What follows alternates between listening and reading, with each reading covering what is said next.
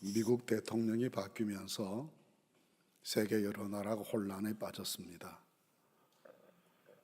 각 나라가 나름대로 대응책을 세우고 저항하지만 속수무책으로 세계 여러 나라들이 혼란의 점입가경에 접어들었습니다. 그 모습 보면서 아마도 우리의 생각 속에 있는 청교도 정신으로 출발했던 미국은 더 이상 그 미국이 아니구나라는 생각과 느낌을 가지게 됩니다. 문제는 이런 일들이 평화를 지향해야 할 세계 역사에 평화의 반대 방향인 불안과 공포의 방향으로 역사가 역주행하는 것 같아서 지켜보기가 걱정스럽고 불안합니다. 모쪼록 평화의 하나님께서 역사하셔서 이 세계 역사를 이끌어 주시기를 간절한 마음으로 기도하게 됩니다. 20세기가 1차, 2차 세계전쟁, 또 한국전쟁, 베트남전쟁, 중동전쟁 등으로 얼룩졌기 때문에 21세기가 시작되면서 우리는 이제는 전쟁으로 문제가 해결 안 된다는 것을 혹독히 체득했기 때문에 다시는 전쟁으로 국제 간의 문제가 해결되는 이런 일이 없을 것이다라고 기대했습니다. 그러나 21세기의 4분의 1을 보내는 지금 시점에 생각해 보면 여전히 지구촌은 전쟁의 참상이 더 극악한 방법으로 이어지는 어려움 중에 처해 있습니다. 이런 나라와 나라 사이의 갈등과 전쟁만이 아니라 나라 안에 있어서도 각 이해 단체들 간의 갈등이 조정되지 않고 양보와 타협을 모르는 극한 대립이 난무하는 일들이 세계 도처에 흘러 넘칩니다. 며칠 전에 모 교계의 지도자께서 제게 어느 특정 정치인들을 위해 후원 모임을 교회 내에 만들고 싶은데 함께할 생각이 없으시냐고 했습니다. 정중하게 사양을 했습니다. 교회가 지금 편을 갈라서 갈등을 부채질하는 것은 옳지 않은 일이다라는 생각입니다.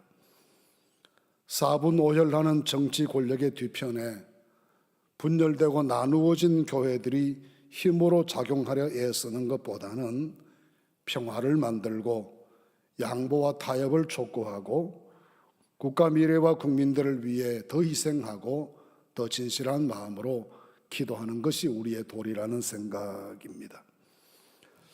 혼란한 시기에 정부가 제 역할과 기능을 제대로 잘 감당하지 못하면 어려운 이웃들이 더 많아지게 될 터인데 그분들 중 한 분이라도 교회가 더 잘 보듬고 안고 돌보는 것이 우리가 해야 될 이 시기의 책임이라 여겨집니다.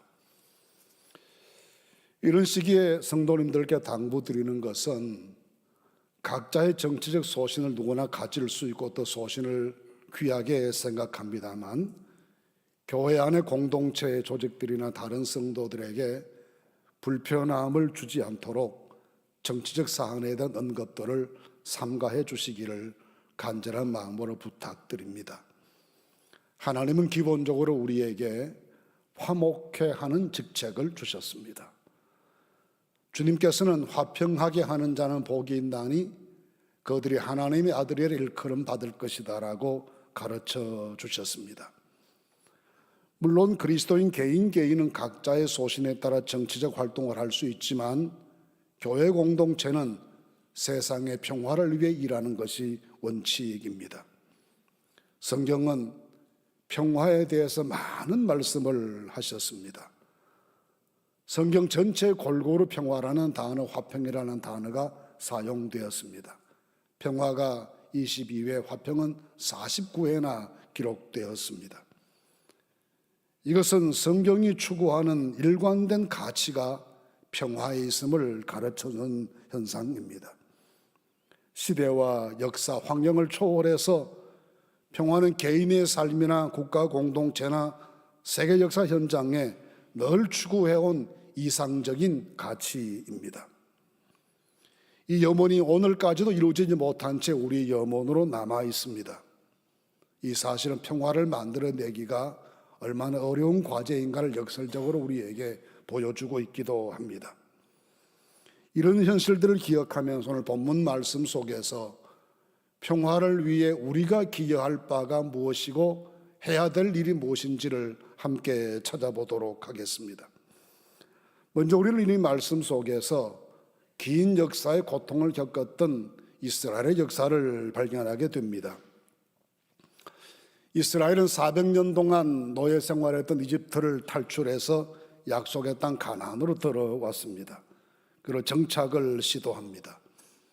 그렇지만 그 모든 과정 하나하나가 너무나 험난한 역사였고 끝없는 시련의 연속이었습니다. 광야 40년을 지나 요단강을 건너 가나안에 진입해 왔지만 점령도 쉽지 않았고 정착도 힘들었습니다. 그래서 정착하고 점령하는 일에 30년이라는 시간이 필요했습니다. 그리고 그 모든 과정이 다 매일이 전쟁의 연속이었습니다. 여호수아 24장 3절 말씀에는 여호수아가 하나님 설명하면서 하나님은 너희를 위하여 싸우신 이시다라고 말하여 그 땅의 역사가 전쟁의 역사였음을 잘 보여줍니다. 그 후에 이어진 사사시대에도 평화는 이루어지지 못한 숙제로 남았습니다. 이 사사기에는 일정한 하나의 패턴이 있습니다. 하나님의 은혜로 이스라엘이 평안하면 나태해진 이스라엘이 타락하고 우상숭배했습니다.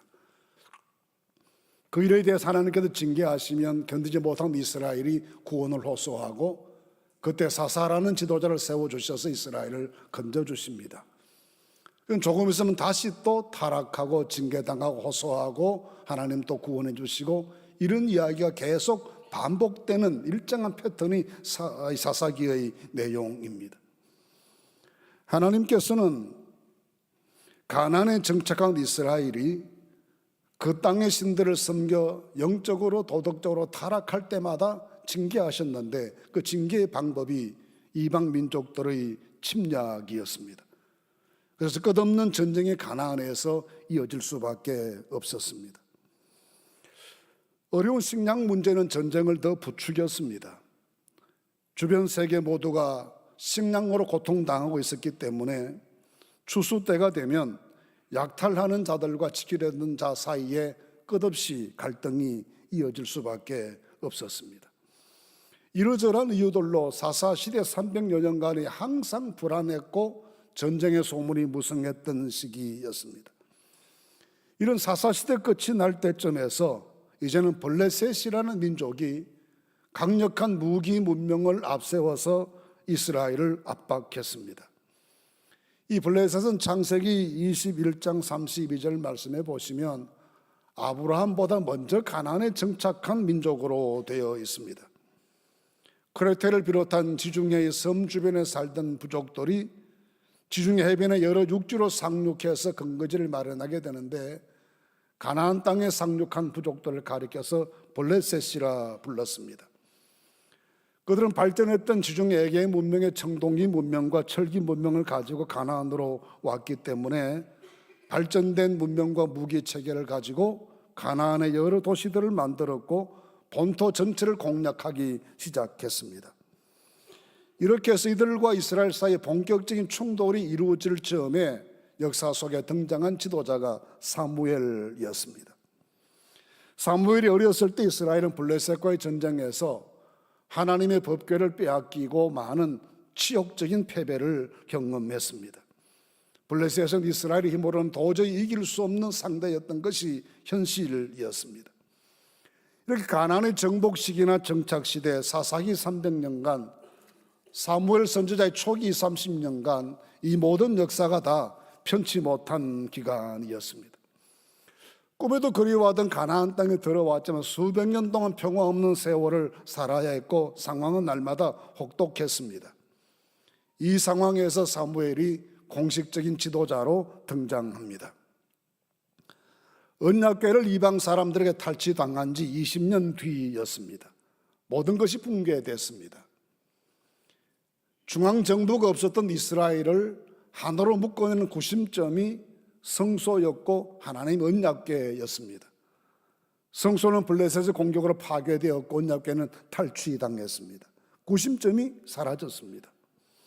구심점이 없어지는 12지파의 결속력도 급격하게 약화되었고, 이 틈새의 블레셋은 전방위적으로 이스라엘 여러 지파들을 공격했습니다.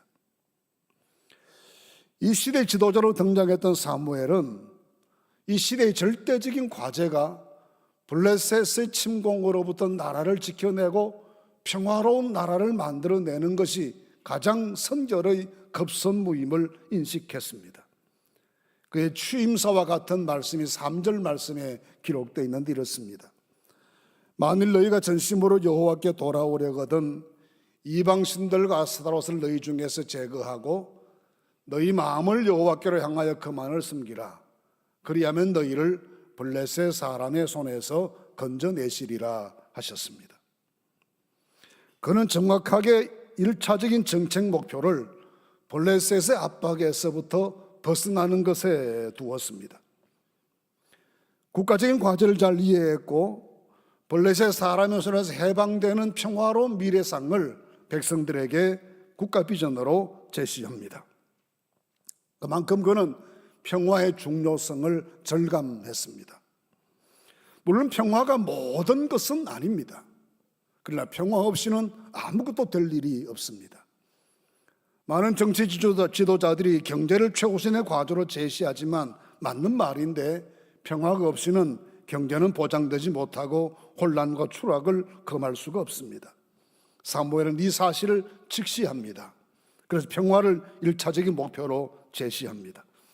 그런데 이 평화를 제시하는 방법을 말하면서 가장 기본적으로 너희가 전심으로 여호와께 돌아와야 된다는 말씀을 합니다. 하나님께로 돌아가는 것이 평화를 위한 첫 발걸음이다 라고 제시하는 것입니다. 돌아간다는 히브리어 슈버라는 말은 신약의 메타노이아라는 말과 같이 마음을 고친다라는 의미로 회개라는 말로 번역이 됩니다. 하나님께로 돌아가고 회개하고 신앙의 본질을 되찾고 하나님과의 화평한 관계를 회복해야, 그래야 땅에도 평화가 이루어질 수 있다고 믿었기 때문에 먼저 하나님께 회개를 요구하는 것입니다. 사람들 사이의 약속만으로는 평화가 보장되지 않습니다. 그것은 이해관계가 충돌하면 언제든지 파괴될 수밖에 없기 때문에 허약하기 짝이 없습니다.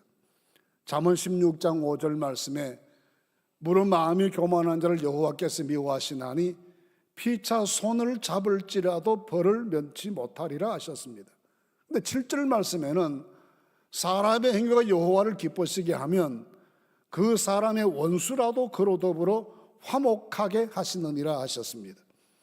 사람끼리 손잡는 것에 평화가 있는 것이 아니라 하나님을 기쁘시게 할 줄 아는 믿음으로 돌아가는 것에 평화의 출발점이 있다고 말씀하는 것입니다. 그래서 먼저 회개하는 것이 평화라가는 첫 발걸음입니다. 그러면서 사무엘은 구체적으로 회개해야 될 내용이 무엇인지를 설명하면서 이방신들과 아스타롯을 너희 중에서 제거하고 너희 마음을 여호와께로 향하여 그만을 숨기라, 그렇게 제시합니다. 이방신들을 다 버리라는 말씀인데, 그 말씀에 대한 응답으로 4절에 보시면 바알들과 아스타롯 신상들을 제거했다라고 말씀합니다. 이 바알 종교는 가나안 지역의 산지에 있었던 토속적인 강력한 종교였습니다.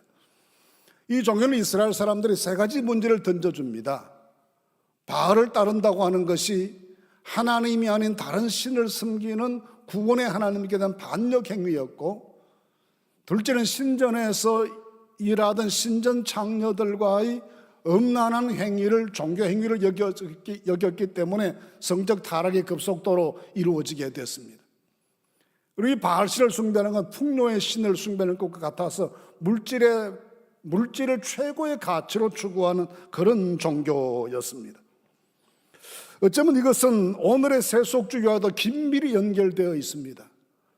사람이 마음에 하나님 두기를 싫어하는 것이나 쾌락 추구 문화가 만연한 것이나 돈을 사랑하는 것이 지나치고 지나쳐서 만악의 뿌리가 되어 있는 현실이 과거 역사와 오버랩되기도 합니다. 근데 하나님께서 이것을 죄로 지적하시면서 이것을 먼저 청산하고 하나님께로 돌아와야 평화가 가능하다고 말씀하십니다. 하나님만을 섬기면 너희를 블레셋 사람의 손에서 건져내시는 평화를 줄 것이다 라고 말씀하십니다. 먼저 하나님께로 돌아갑시다. 먼저 회개합시다. 그리하시면 하나님께서 우리에게 평화로 가는 길을 허락해 주실 줄로 믿습니다. 그래서 사무엘은 두 번째로 미스바로 모이라고 제시합니다. 이 미스바라는 곳은 지리적으로 가나안의 중심부에 있었기 때문에 흩어져 살던 12지파가 모이기에 최적의 장소였습니다. 또 이 미스바라는 말이 망대라는 말인데, 말 그대로 미스바는 해발 780m의 고지대에 위치해 있습니다. 거기 올랐으면 가나안 땅의 사방이 한눈에 들어오는 좋은 곳입니다. 사방 가나안이 내려다 보이는 곳에 함께 모여서 이 땅을 위해서 하나님께 회개하고 금식하고 기도하자는 것이 사무엘의 제안이었습니다. 하나님이 기적권으로 가나안에 들어와서 이방 여러 부족들을 쫓아내고 그 땅에 정착하도록 은혜를 베풀어 주셨는데, 그 후에 수백 년 세월이 지나도록 이렇게 지리멸렬한 모습으로 전락해버린 민족 된 것에 대하여 통절하게 회개하라는 것입니다. 적군에 의해서 성소가 짓밟히고 언약궤를 모실 곳이 없어서 돌아오지 못하고 이방인 블레셋 군대가 마음대로 그를 유린해도 말 한마디 제대로 대응하지 못한 채 공포에 떨어야 하는 이 비참한 현실이 모두 다 하나님을 떠난 죄의 결과임을 인정하고 금식하며 회개하고 기도하자며 불러 모은 것입니다. 그런데 이 기도회가 또 문제가 됩니다. 이 모임에 대한 정보가 누설됐습니다. 7절에 보시면 이스라엘 자손이 미스바에 모였다 함을 블레셋 사람들이 듣고 그들의 방백들이 이스라엘을 치러 올라온지라 이스라엘 자손들이 듣고 블레셋 사람을 두려워했다 했습니다. 블레셋 사람들에게 이 모임이 알려졌고 블레셋의 입장에서는 이 한 지역에 이스라엘 사람 대부분 지도자가 모여 있으니 이 기회야말로 이스라엘 지도부를 괴멸시킬 수 있는 기회라 생각하고 공격해 왔습니다. 하나님의 말씀에 순종해서 함께 모여서 회개하고 기도하고 금식했는데 평화로가 선물로 주어진 것이 아니라 모든 민족 지도자 한꺼번에 괴멸될 수 있는 위기가 찾아온 것입니다. 영적 생활을 하다가 보면 이런 경험을 할 때가 많습니다. 고민하고 갈등하고 힘들어하다가 마침내 결심하고 하나님께로 돌아가야 되겠다 생각하고 회개하고 믿음으로 돌아왔는데 쉽지 않은 상황이 연속되거나 더 어려운 상황으로 일이 이어질 때가 많습니다. 기도할 때마다 더 시험이 찾아올 수도 있고 위험한 일이 우리 앞에 전개될 수도 있습니다. 그것은 우리의 올바른 신앙생활을 끝없이 회방하고 저항하는 악한 사탄의 세력이 실질적으로 우리 삶을 시험하기 때문에 그렇습니다. 사무엘의 상황이 그렇습니다. 그러나 그는 이미 결심한 대로 금식하고 기도하고 하나님께 번제드리고 부르짖어 기도했을 때 하나님께서 역사하셨습니다. 10절 11절 말씀 보시면 사무엘이 번제를 드릴 때 블레셋 사람 이스라엘과 싸우려고 가까이 오매 그날에 여호와께서 블레셋 사람의 큰 우레를 발하여 그들을 어지럽게 하시니 그들이 이스라엘 앞에서 패한지라. 이스라엘 사람들이 미스바에서 나가서 블레셋 사람들을 추격하여 벳갈 아래까지 이르렀더라 했습니다. 위기가 완전한 기회로 역전되었습니다. 한 번도 이겨보지 못한 블레셋을 완벽하게 이김으로 가나안 땅의 지배 세력의 중심축이 블레셋에서 다시 이스라엘 백성 편으로 기울기 시작했습니다. 상상하기도 끔찍한 위기였지만 하나님은 기도를 들으시고 응답해 주셔서 사람이 할 수 없는 일을 이루어 주심으로 그 땅에 평화가 가능하도록 역사하여 주셨습니다. 지금의 우리 사회를 설명하는 용어 가운데 뷰카 시대라는 말이 있습니다. 변동성, 불확실성, 복잡성, 모호성을 의미하는 영어 단어의 첫 머리 스페링을 따서 주카 시대라고 부릅니다. 이런 것이 이 시대의 특징이면 이 시대가 길을 잃었다라는 말과 같습니다. 쉽게 길이 잘 보이지 않는 시대입니다. 사막을 여행하는 사람들이 길을 잃을 때가 있습니다. 자고 났는데 사막에 모래바람이 불어 지형이 다 바뀌어 버렸기 때문입니다. 이때는 가지고 있는 지도가 아무 소용이 없습니다. 이때 필요한 것이 나침반입니다. 나침반은 정확하게 북극과 남극을 가리키기 때문에 방향 설정이 가능하게 됩니다. 그래서 갈 길을 찾아갈 수 있게 만듭니다. 지금 우리 사회가 정확하게 길을 잃은 상황입니다. 이래도 문제고 저래도 문제입니다. 길이 없습니다.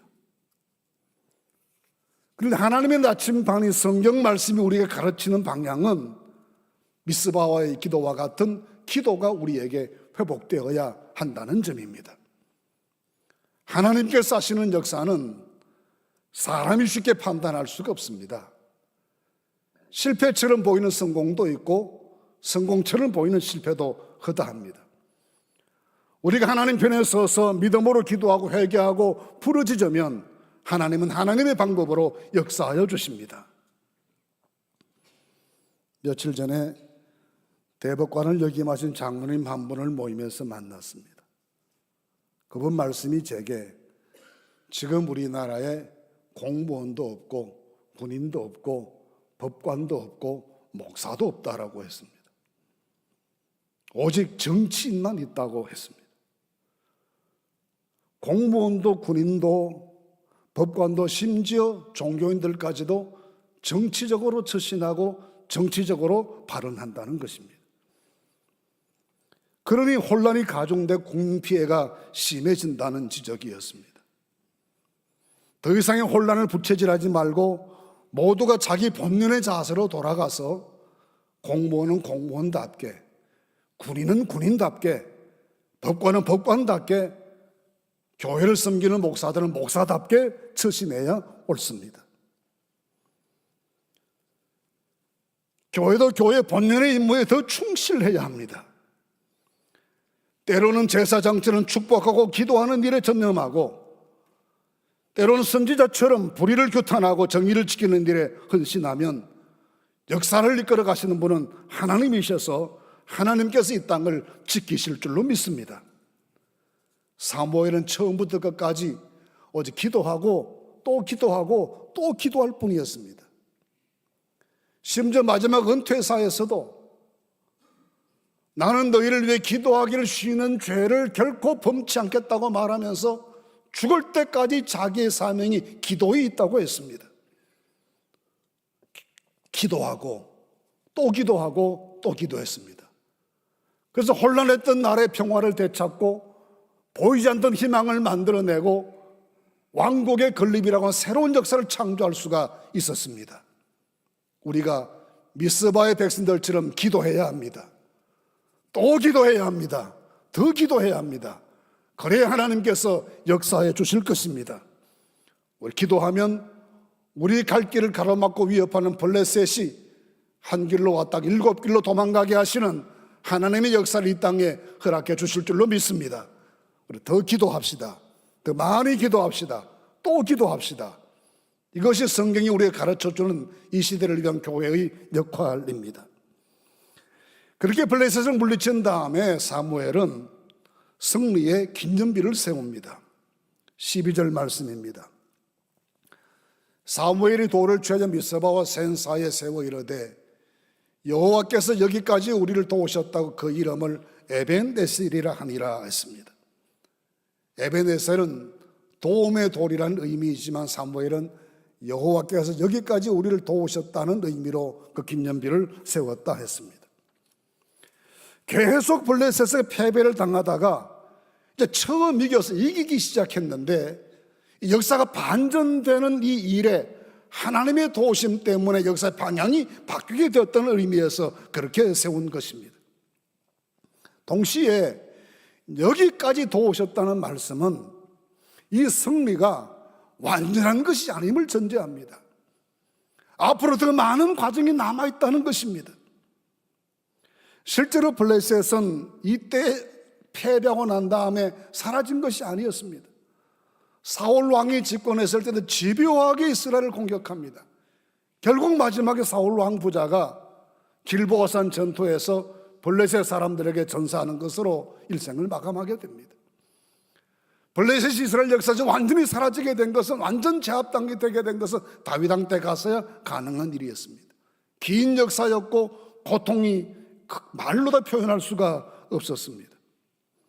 여기까지 도우셨다는 이 말은 그러므로 처음 승리해서 역사가 반전되기 시작하도록 허락하셨으니 앞으로의 역사도 하나님께서 도우셔서 이기게 하실 줄을 믿습니다라고 하는 고백이 바로 에베네셀의 고백입니다. 그러므로 에베네셀은 지나간 날에 대한 감사이며 찬송이기도 하고 앞날에 대한 기도이며 희망이었습니다. 이 에베네셀의 믿음에 대해서 하나님께서 응답하시고 선물을 주십니다. 14절 말씀해 보시면 블레셋 사람들이 이스라엘에게서 빼앗겼던 성읍이 에그론부터 가드까지 이스라엘에게 회복되니 이스라엘이 그 사방 지역을 블레셋 사람들의 손에서 도로 찾았고 또 이스라엘과 아모리 사람 사이에 평화가 있었더라 했습니다. 평화가 왔다. 이 아모리 사람은 가나안 원주민이었던 7 부족 가운데 하나입니다. 그런데 다른 부족과 달리 아모리 사람은 전체 가나안 땅에 분산되어 살았던 민족입니다. 그 때때로는 이 아모리 사람이라는 표현이 가나안의 원주민 전체를 대표하는 말로도 사용되었습니다. 따라서 아모리 사람과 사이 평화가 왔다는 말은 그 땅에 있던 많은 부족들과 사이에 이스라엘이 드디어 평화로운 공존체제를 가동하기 시작했다라는 의미입니다. 미스바의 간절한 기도는 패배하던 이스라엘의 역사를 승리하는 역사를 반전시키는 계기가 되었고, 에베네셀의 감사와 찬송과 하나님께 대한 기도는 전 가나안의 부족들과 평화를 누리게 만드는 하나님의 능력이 임하는 계기가 되었습니다. 오늘 우리에게 미스바의 기도와 에베네셀의 감사를 회복하시면 우리 삶의 모든 분야 평화를 주신 하나님의 축복이 우리와 함께 하실 줄로 믿습니다. 중국의 내지 선교의 내륙 깊은 곳에 선교를 일생 실천했던 허드슨 텔러라는 선교사가 있었습니다. 그분의 자전적인 글에 보시면 자기는 평생 2가지 붙잡고 살았다 했습니다. 한 가지는 여호와 일의 믿음이었고 또 한 가지는 에베네셀의 믿음이었다고 했습니다. 아무리 극한적인 어려움이 찾아와도 여호와 일의 하나님께서 나를 위해 준비하실 것이다 믿었고, 사소하게 작은 은혜에 대해서도 에베네셀의 은혜이다, 하나님 도우셨다 감사하고 찬송하며 살았다는 것입니다. 그것이 위대한 선교사 삶을 지켜나갔던 2가지 기둥이었습니다. 오늘 우리 하나님이 도우실 줄 믿고 준비하실 줄 믿는 믿음 가지고 미스바에서 기도하고 작은 것에도 감사하고 찬송할 줄 아는 에베네셀의 믿음을 회복하심으로 사방 고을들과 두루 평화를 누리게 하셨던 하나님의 평화가 우리 가운데 임하게 하나님께 더욱 기도하는 성도들로 나아가실 수 있기를 간절히 바랍니다. 많은 눈이 내려서 길이 보이지 않는다 해서 길이 없어진 것은 아니지 않겠습니까? 밤에 어둠이 찾아와서 갈 길이 보이지 않는다 해서 길이 사라진 것은 아닙니다. 눈 치우고 녹으면 길이 드러나게 되어 있고 등불 비추면 길이 나타나게 되어 있습니다. 길을 덮고 있는 눈을 치우고 어둠을 물러가게 만드는 것은 미스바의 기도이기도 하고 에베네셀의 감사 찬송 고백이기도 합니다. 우리 끝없이 기도합시다. 더 많이 기도합시다. 기도하고 또 기도하십시다. 그래서 미스바에서 에베네셀로 이어진 역사를 새롭게 창조하는 중심에 우리가 섭시다. 하나님께서 평화를 주시는, 이 땅에 화목을 주시는 귀한 은혜를 선물해 주실 줄로 믿습니다. 미스바에서 기도하고 에베네셀에서 감사할 때 이 역사 주실 줄로 믿습니다.